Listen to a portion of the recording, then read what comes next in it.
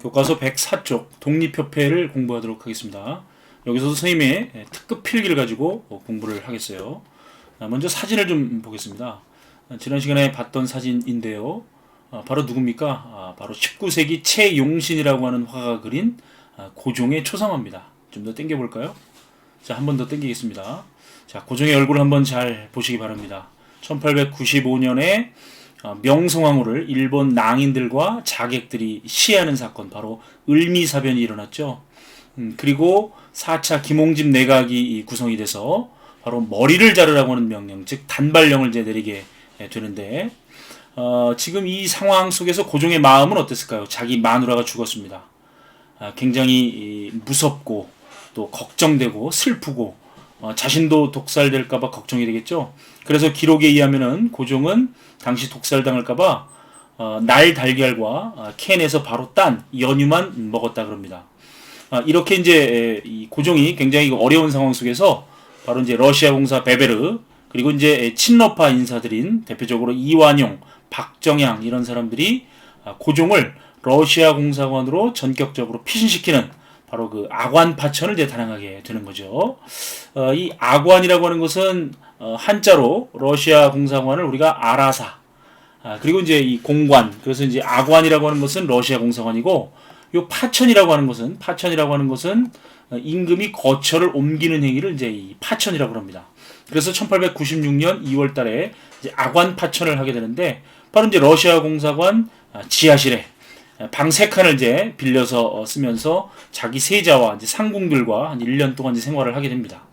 자, 지금 고종이 생활했던 구러시아 공사관 건물이 지금 남아있죠. 서울시 중구 정동에 가면 선생님 저 뒤로 보이는 러시아 공사관의 일부 건물이 지금 현재 남아있습니다. 바로 이제 여기서 고종이 이 아관 파천기를 이제 보냈다고 볼 수가 있죠. 자, 아관 파천기의 조선의 상황을 보겠습니다. 러시아는 고종의 신변 보호를 대가로 조선의 각종 이권을 요구합니다. 자, 이권이라고 하는 것은 얻으면 이익이 되는 권리를 우리가 이권이라고 하죠. 예를 들면 철도 부설권, 삼림 채벌권, 광산 채굴권, 전기, 전화, 전등, 전차 부설권 등과 같은 것을 이권이라고 하는데, 러시아가 이제 이 조선에서 이권을 이제 침탈해 가니까 다른 나라들도 이 조항을 내세워서 서로 이제 조선의 이권을 뜯어먹죠. 이 조항이 뭐죠? 바로 최고로 혜택받는 국가로 대우하는 조항, 최혜국 대우 조항을 내세워서 조선에서 각종 이권을 열강들이 뜯어갑니다.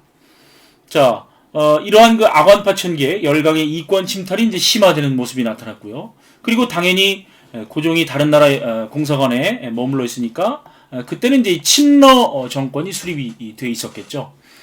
당시 이제 이러한 상황 속에서 조선이 당면한 과제는 뭡니까? 바로 외세의 간섭 없는, 열강의 간섭 없는 자주 독립 국가를 이룩하는 것이 바로 조선의 당면 과제가 되는 거죠. 이러한 상황 속에서 12년 전에 갑신정변에 참가를 했다가 3일 만에 이 갑신정변이 3일 전으로 실패로 돌아가죠.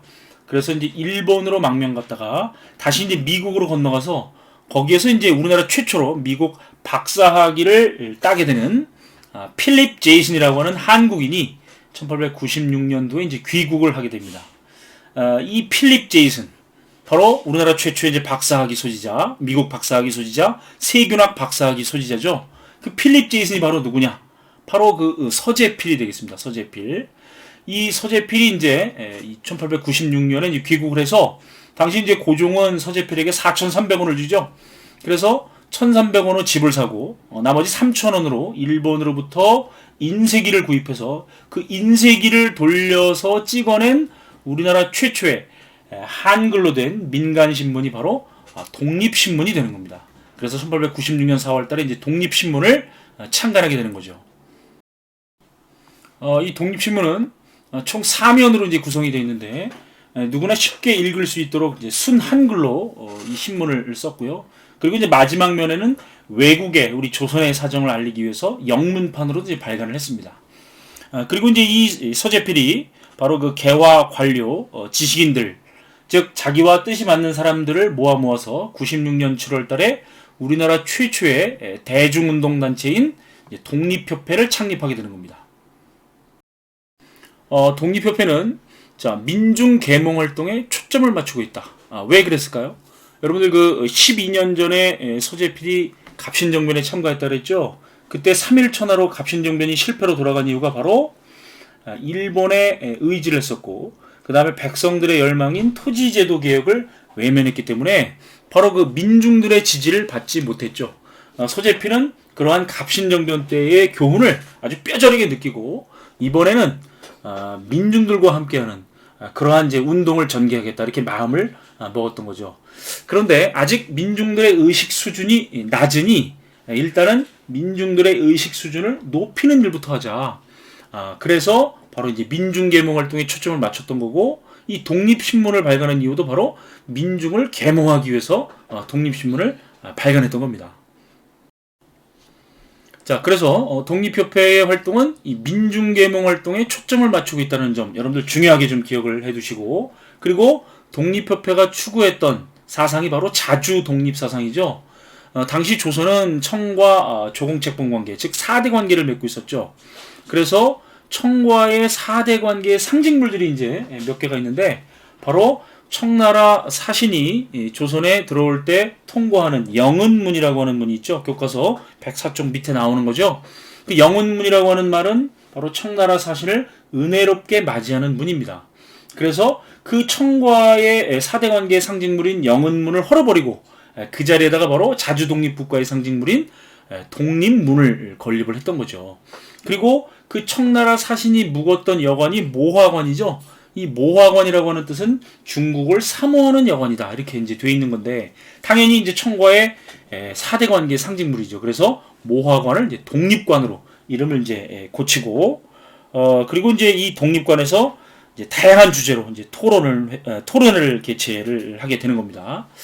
자, 여기 보시면 지금 이제 이 독립신문사 터가 서울시 중구 정동의 배재학동 터 안에 이렇게 이제 돌팻말이 이제 남아 있고요.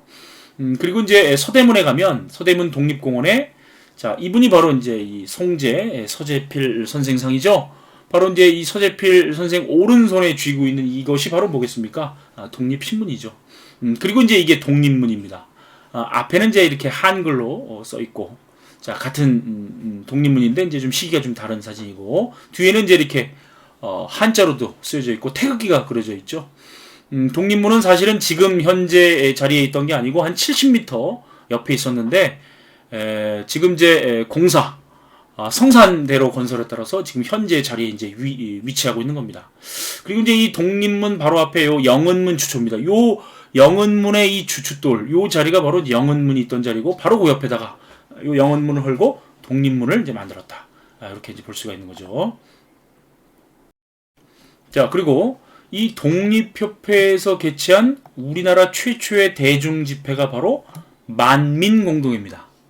이 만민공동회를 통해서 독립협회 활동을 크게 세 가지로 나눌 수가 있는데, 첫째는 자주국권운동이고, 둘째는 자유민권운동이고, 셋째는 의회 설립운동입니다. 자, 첫째, 자주국권운동을 보겠습니다. 조선이라고 하는 나라의 자주권을 지키려고 하는 운동이죠. 자, 러시아가 당시 저령도를 조차 빌려달라고 요구를 했습니다. 저령도라고 하는 것은 지금 부산 앞바다에 있는 영도라고 하는 섬을 당시에는 저령도라고 불렀던 거죠. 러시아가 이제 여기에다가 석탄 저장 창고, 즉 저탄소를 이제 만들려고 이걸 이제 빌려달라고 했는데, 독립협회가 이제 만민공동회를 열어서 러시아의 저령도 조처 요구를 어떻게 했다?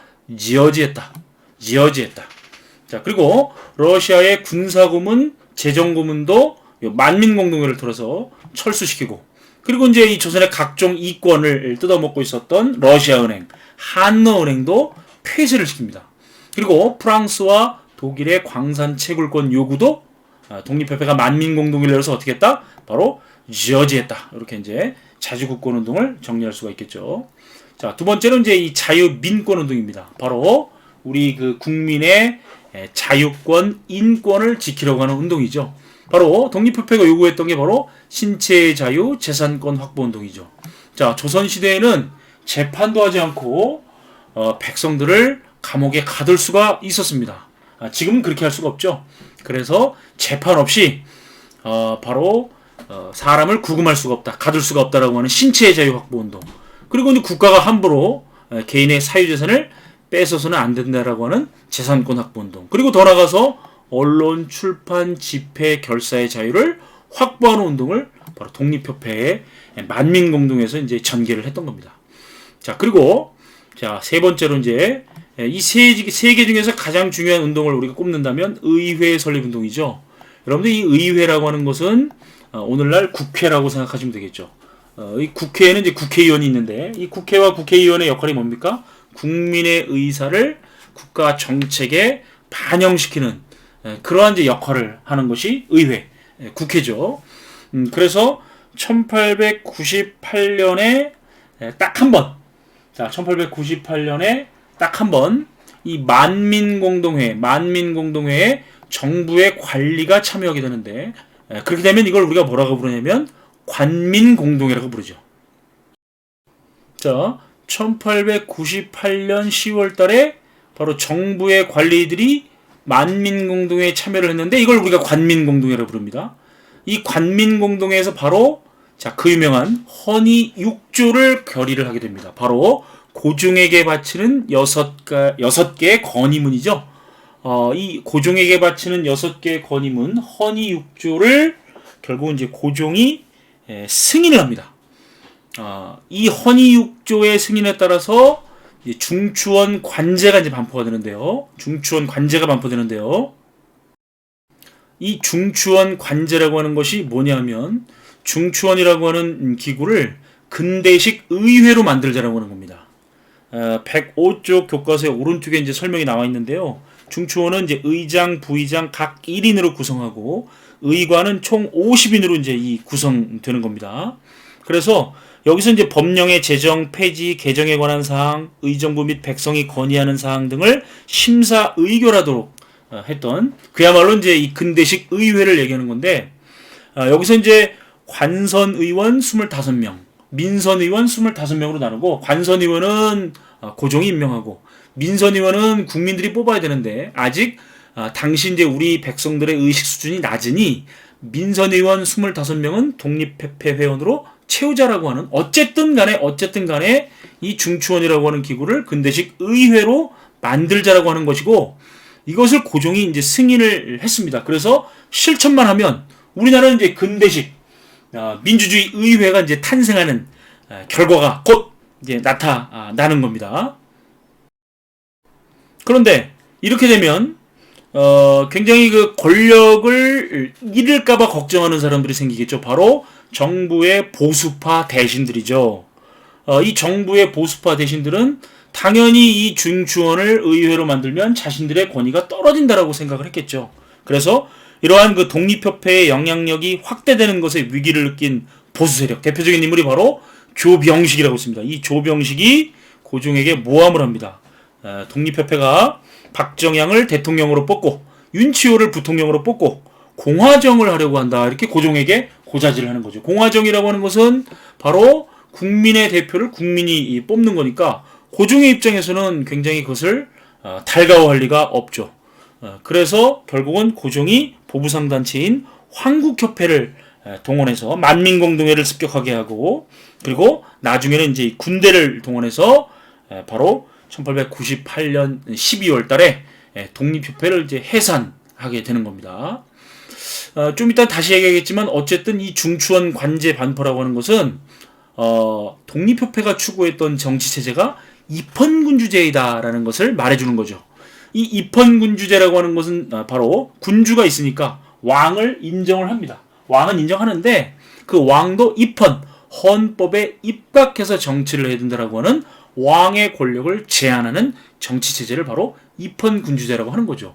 사실 독립협회가 활동할 때 1897년에 전제군주제를 지향하는 대한제국이 수립이 됐었습니다. 이 전제군주제를 지향하는 대한제국과 입헌군주제를 추구했던 독립협회는 한 하늘 아래 있을 수가 없는 거죠. 그래서 결국은 독립협회는 1898년 12월 달에 고종이 황국협회와 군대를 동원해서 해산시켰다, 이렇게 정리할 수가 있겠습니다. 자, 지금까지 공부한 내용을 중요 표시를 좀 하도록 하겠습니다. 자, 교과서 104쪽으로 돌아와서 첫째 줄 악원 파천 이후 각종 이권 침탈 밑줄을 좀 치시고, 자, 서재필 밑줄, 민중계몽 밑줄, 자, 독립신문을 창간 네모를 치겠습니다. 자, 여기 왼쪽에 보면 독립신문의 모습이 나와 있죠. 한글판과 영문판으로 되어 있다. 자, 독립문을 걸린 밑줄, 자, 독립관에서 다양한 주제로 토론회를 개최했다 밑줄 치고, 자, 아까 선생님이 보여준 영은문 주초와 실제 이제 독립문이 처음에 있었던 자리죠. 지금은 이제 요 영은문 주초 바로 옆으로 이제 이동을 했었죠. 자, 여기 만민공동회, 우리나라 최초의 대중집회죠. 네모를 치겠습니다. 자, 이 만민공동회를 통해서, 자, 러시아는 군사교관과 재정고문 철수 밑줄, 저령도 조차요고 철회 밑줄을 좀 치겠어요. 자, 105쪽으로 넘어갈까요? 자, 여기 보면 1898년 10월 달에 정부의 관리들이 만민공동회에 참가를 해서 관민공동회가 되죠. 밑줄을 치고, 자, 여기서 결의된 거, 자, 헌의육조를 고종에게 건의 네모, 그리고 이제 이에 따라서 중추원 관제가 반포 네모를 치겠습니다. 자, 헌의육조와 중추원 관제를 통해서 독립협회가 추구했던 정치제재는 바로 뭐다? 입헌군주제다. 이걸 우리가 알 수가 있었죠. 자, 그런데 이 독립협회 영향력이 확대되는 것에 위기를 낀 보수파 대신들이 독립협회가 공화정을 수립한다라고 모함을 해서 고종은 황국협회와 그 다음에 나중에는 이제 군대를 동원해서 독립협회를 해산했다. 이렇게 정리할 수가 있겠습니다. 자, 교과서에 이제 없는 내용 쌤이 좀 추가로 좀 필기를 했는데, 그래서 여러분들은 그냥 이제 좀 귀로 좀 듣기 바랍니다. 자, 독립협회 활동에 이제 의의가 되겠죠. 바로 이제 자주국권 수호 노력, 또 민권 신장에 기여를 했었고, 그리고 이제 민중계몽을 통한 근대화 운동을 추진을 했었다. 그리고 이제 또 하나를 추가하면 바로 이제 이 뒤이어서 1905년 을사늑약을 전후해서 나타난 애국계몽 운동, 그리고 이제 더 나가면 일제강점기의 민족운동에도 영향을 좀 끼친 부분도 의의로 볼 수가 있습니다. 한계를 볼까요? 자주국권 운동이 주로 러시아를 좀 대상으로 했었다. 외세배척 운동이 주로 러시아를 대상으로 했었고, 미국이나 일본에는 좀 우호적이었다는 점이 한계로 지적되고 있습니다. 자, 중요 탐구 자료입니다. 헌의육조 네모를 치고 별표를 하나 하겠습니다. 딱 두 개만 여러분들이 기억을 하시면 되겠어요. 자, 2조와 3조를 밑줄 치겠습니다. 2조 한번 선생님 읽어볼게요. 모든 정부와 외국과의 조약에 관한 일은 각부 대신과 중추원 의장이 합동으로 서명 날인하여 시행할 것, 이렇게 되어 있죠. 자, 이것은 뭐냐면 다른 나라와 조약을 맺는 그 중요한 일에는 왕 혼자서 독단적으로 결정하지 말고 바로 각 부의 고급 관리들과 바로 그 중추원 의장이죠. 중추원 의장이 합동으로 서명하고 날인해서 시행하라는 얘기니까 왕의 권한을 제한하는 거죠. 제약하는 거죠. 그리고 전국 재정은 탁지부가 관장케 하되 예산과 결산을 인민에게 공포할 것. 여러분들 재정의 일원화가 여기 또 나오네요. 갑신정변 때 호조로 재정을 일어나라. 그리고 갑오개혁 때 탁지아문으로 재정을 일어나라. 여러분들 이제 아문이 부로 바뀌었으니까 독립협회에서도 탁지부에서 재정을 담당해서 그 돈이 얼마가 들어왔는지, 돈을 얼마나 썼는지를 백성에게 투명하게 알려라 라고 하는 것이 이제 헌의육조의 내용으로서 전체적으로 볼 때 입헌군주제를 추구했음을 우리가 알 수가 있습니다.